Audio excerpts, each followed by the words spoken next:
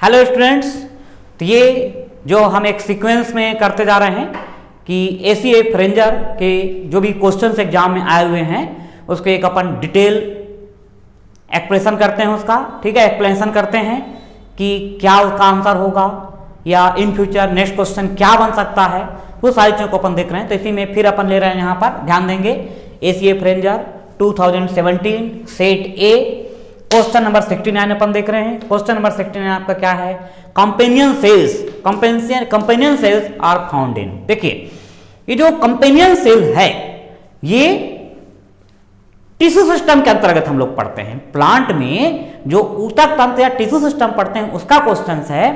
तो एक प्रकार से जो टिश्यू सिस्टम है ये हमारे सिलेबस में नहीं है, लेकिन हम जो हमारा सिलेबस है अबाउट 90% का डायरेक्ट सिलेबस है, मतलब जो चीज अपने को लिखा हुआ दिख रहा है सिलेबस में, लेकिन हमने ये बता दिया कि कोई भी टॉपिक सेपरेट नहीं होता है, कहीं ना कहीं किसी दूसरे से कनेक्टेड है। तो हम जैसे पढ़ते हैं प्लांट में, मतलब हमारा सिलेबस है प्लांट में water, minerals and food conduction, मतलब पौधे में भोज्य पदार्थ का परिवहन कैसे हो रहा है, खनिज लवण का परिवहन कैसे हो रहा है, फूड मटेरियल का ट्रांसपोर्टेशन किस तरीके से हो रहा है। तो भाई ये पॉइंट अपने को पढ़ने के लिए मिलता है कि xylem tissue is responsible for transportation of water and minerals and phloem tissue is responsible for translocation. पिछले क्लास में मैंने बताया भी था कि प्लांट्स में जो फूड मटेरियल का कंडक्शन होता है सुक्रोज के फॉर्म में फ्लोएम के द्वारा होता है। तो यहाँ पर जो companion cell is found in, companion cell कहाँ पाई जा रही है, तो इसका जो अपने को आंसर मिलेगा, सबसे पहले तो इसका क्या है कि अपन आंसर ले लें कि भाई इसका आंसर क्या है।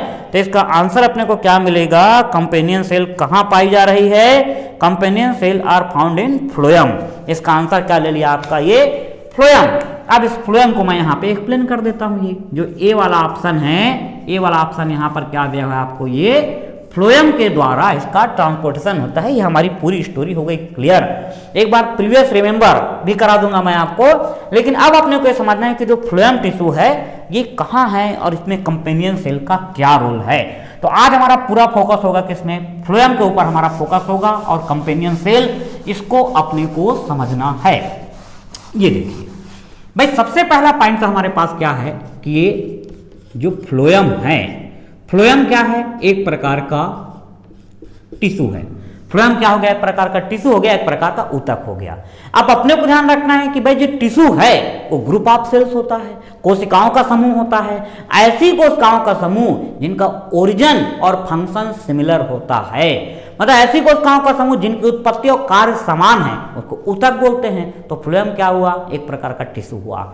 It is composed of 4 type of cells. ये 4 प्रकार की कोशिकाओं से मिलकर के बना हुआ है। कितने प्रकार की कोशिकाओं से मिलकर बना है, ये 4 प्रकार की कोशिकाओं से मिलकर के बना हुआ है। ये 4 प्रकार की कोशिकाएं कौन कौन सी हैं, ये आपका हो गया सीयू ट्यूब। दूसरा आपको क्या मिलेगा, आपका ये कंपेनियन सेल। इसी को क्वेश्चन पूछा गया है कि भाई कंपेनियन सेल कहां पाई जाएगी, हमारा आंसर क्या हुआ, फ्लोएम। इसके अलावा आपको क्या मिलेगा, ये फ्लोएम पेरेन्काइमा, और क्या मिलेगा आपका ये फ्लोएम पेरेन्काइमा, और आपको मिलेगा ये फ्लोएम स्क्लेरेन्काइमा। ये 4 टाइप ऑफ सेल से मिलकर के बना होता है आपका फ्लोएम। आया समझ में। अब यहां पर ये ध्यान रखना है, ये जो पेरेन्काइमा है, पेरेन्काइमा का हिंदी शब्द क्या होता है, मृदुतक। ये देखिए मृदु, मृदु मतलब क्या हो गया, कोमल। मृदु मतलब क्या हो गया, कोमल, सॉफ्ट। तो प्लांट में जो सॉफ्ट और डेलिकेट पार्ट है वो टिश्यू कौन सा है, पेरेन्काइमा है। ये लिविंग टिश्यू होता है, जीवित ऊतक होता है। ये लिखा हुआ है स्क्लेरेन्काइमा। स्क्लेरेन्काइमा का हिंदी शब्द क्या होता है, ध्यान रखेंगे, ये दृढ़ोतक। ये क्या हो गया, दृढ़ोतक। दृढ़ मतलब हार्ड, रिजिड, कठोर। तो जो कठोर वाला है या प्लांट का कोई भी हार्ड पार्ट है वो स्क्लेरेन्काइमा है। प्लांट का जो हार्ड पार्ट है वो क्या है, आपका स्क्लेरेन्काइमा है। इस स्क्लेरेन्काइमा को अपन क्या है कि फाइबर भी बोल देते हैं। ये क्या इसको बोल देते हैं अपन, ये फाइबर या रेशा बोल दिया जाता है। ये क्वेश्चन आता है एग्जाम में कि भाई फाइबर क्या चीज है, रेशा क्या चीज है। अपन पढ़ रहे हैं कॉटन फाइबर पढ़ रहे हैं, जूट फाइबर पढ़ रहे हैं, कोकोनट फाइबर पढ़ रहे हैं, तो फाइबर या रेशा क्या चीज है, हमारा आंसर क्या होता है, स्क्लेरेन्काइमा। आया समझ में अच्छे से। प्लांट का जो मतलब डेड पार्ट, मतलब प्लांट में जो डेड पार्ट है, डेड पार्ट क्या है आपका स्क्लेरेन्काइमा है, डेड हो गई, हार्ड हो गया, और जो सॉफ्ट या डेलिकेट पार्ट है वो क्या है आपका पेरेन्काइमा। तो ये था हमारा मुद्दा यहां पर। अब अपने को ये ध्यान रखना है कि कंपेनियन सेल कहां पाई जाती है। हमारा आंसर क्या हुआ, फ्लोएम, लेकिन हम यहां पे स्यूट्यूब को भी जान गए। तो यहां पर अब ये ध्यान रखना कि भाई एग्जाम में जैसे क्वेश्चन आपको बोलता है कि देखो पौधे में जो फूड मटेरियल का कंडक्शन हो रहा है, पौधे में जो भोज्य पदार्थ का परिवहन हो रहा है, उसके लिए एग्जैक्ट टर्मिनोलॉजी क्या है आपका, ये ट्रांसलोकेशन। इसका जो एग्जैक्ट टर्मिनोलॉजी है वो क्या है आपका, ट्रांसलोकेशन। तो स्टेटमेंट हमारा क्या बना कि ट्रांसलोकेशन किसके द्वारा होता है, ट्रांसलोकेशन फ्लोएम के द्वारा होता है। अब आपको ये बोल दिया कि ऑब्जेक्टिव से फ्लोएम को हटा दिया जाए, ऑप्शन में ये आपको रख दिया जाए कि ट्रांसलोकेशन किसके द्वारा होता है। जब यहां पे सिंगल आंसर आप लोगे तो आप स्यूट्यूब आंसर लोगे। आपको ऑप्शन में स्यूट्यूब भी दिया है, कंपेनियन सेल भी दिया है, और ये बोल रहा है कि ट्रांसलोकेशन किसके द्वारा होता है। तो ट्रांसलोकेशन किसके द्वारा होता है, बेस्ट आंसर क्या लेना है, स्यूट्यूब आंसर लेना है। फिर पिछला जो वीडियो मैंने बनाया था कि ट्रांसलोकेशन किस फॉर्म में हो रहा है, तो ये अपन पढ़ चुके हैं। ट्रांसलोकेशन किस फॉर्म में होता है आपका, सुक्रोज के फॉर्म में होता है, बताया था मैं। तो ट्रांसलोकेशन आप सुक्रोज विथ हेल्प ऑफ स्यूट्यूब, आयथन में स्यूट्यूब के द्वारा होता है। सुक्रोज क्या चीज है, पढ़ चुके हैं, सुक्रोज क्या है, डाइसेकेराइड है। आयथन में सुक्रोज का ट्रांसपोर्टेशन कौन सी मैकेनिज्म है, तो सुक्रोज का जो ट्रांसपोर्टेशन अपन ने क्या बताया था, इसको हमने बोला था ये एक्टिव मैकेनिज्म। समझ में आया कि नहीं। तो translocation occur with help of sieve tube by active mechanism, मतलब सुक्रोज का जो परिवहन हो रहा है या भोजन के रूप में जो परिवहन हो रहा है वो कैसा है, आपको एक्टिव मैकेनिज्म बताना है। ये ध्यान रखें, सक्रिय क्रियाविधि के द्वारा ये प्रोसेस होती है। तो ये स्टोरी हमारी एक लगभग क्लियर हुई यहां पर। अब अपने को ये देखना है कि ये तो था आपका क्या, एंजियोस्पर्म हो गया। ये क्या हो गया आपका, एंजियोस्पर्म प्लांट की हम बात कर रहे हैं। ये किसमें हो गया आपका, ये एंजियोस्पर्म की ये बात हुई। आया समझ में, मतलब एंजियोस्पर्म बोलने का मतलब क्या हो गया आपका, ये आवृत बीजी पौधे, मतलब हमारे सराउंडिंग जो भी प्लांट्स अपने को दिखाई दे रहे हैं, मतलब जिनके बीज के चारों तरफ कवरिंग है वो आवृत बीजी है। वैसे मैंगो देखिए, मैंगो में सीड अंदर है, उसके चारों तरफ क्या है, कवरिंग है, आवरण पाया जा रहा है। तो जितना भी अपन अपने सराउंडिंग देख रहे हैं ये सब आपका आवृत बीजी है, ये एंजियोस्पर्म है।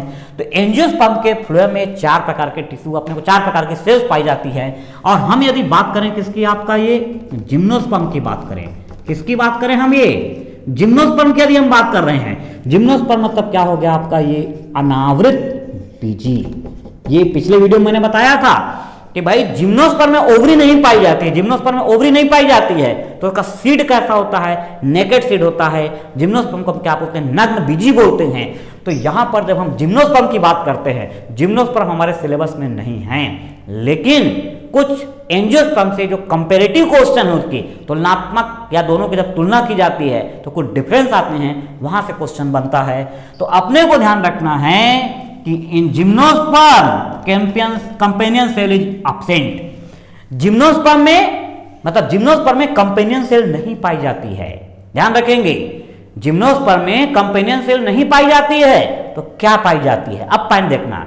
निम्नलिखित में से किसमें कंपेनियन सेल नहीं पाई जाएगी, आंसर क्या हुआ, जिम्नोस्पर्म। तो जिम्नोस्पर्म में क्या पाया जा रहा है उसके जगह में, तो जिम्नोस्पर्म में कंपेनियन सेल के जगह एक दूसरी कोशिका पाई जाती है, उसको अपन बोलते हैं एल्बुमिनस सेल। उसको क्या बोलते हैं अपन, ये एल्बुमिनस सेल। तो अब यदि आपको क्वेश्चन बोलता है कि भाई एल्बुमिनस सेल कहां पाई जाती है, तो कहां पाई जाएगी, जिम्नोस्पर्म के फ्लोएम में, जिम्नोस्पर्म के फ्लोएम में पाई जाएगी, ध्यान रखेंगे। और दूसरा ये ध्यान रखना कि एंजियोस्पर्म में जिस चीज को हम स्यूट्यूब बोल रहे हैं, एंजियोस्पर्म में जिस स्ट्रक्चर को हम स्यूट्यूब बोल रहे हैं, वो स्ट्रक्चर जिम्नोस्पर्म में क्या कहलाता है, स्यू सेल के नाम से जाना जाता है। ये ध्यान रखेंगे, पॉइंट को समझना। ये जिम्नोस्पर्म में इसको अपन क्या बोल रहे हैं, स्यू सेल बोल रहे हैं। ये दोनों का डिफरेंस भी आपको मैं दिखा देता हूं। ये स्टोरी हो गई क्लियर। मतलब यहां पर एंजियोस्पर्म में स्यू ट्यूब पाई जा रही है। ट्यूब मतलब ये आपका, जैसे पहले सेल को समझना पड़ेगा। जैसे मान लिया जाए ये जिम्नोस्पर्म, ये जिम्नोस्पर्म में क्या हो गया, ये सेल हो गई, एक सेल दो सेल, ये सेल हो गई। और इसके बीच का जो पार्टीशन है डिजॉल्व हो जाए, तो डिजॉल्व हो गया तो ट्यूब बन गई, आया ना। ये क्या हो गया, ट्यूब हो गया, और ये क्या हो गया आपका, सेल हो गई। तो जिम्नोस्पर्म में ध्यान रखेंगे स्यू सेल पाई जाती है, किसके जगह, एंजियोस्पर्म के स्यू ट्यूब के जगह। एंजियोस्पर्म में आपका कंपेनियन सेल पाई जा रही है, लेकिन जिम्नोस्पर्म में कंपेनियन सेल नहीं पाई जा रही है, उसके लिए क्या मिल रही है आपका एल्बुमिनस सेल पाई जा रही है। तो ये इस तरीके से आप ध्यान रखेंगे।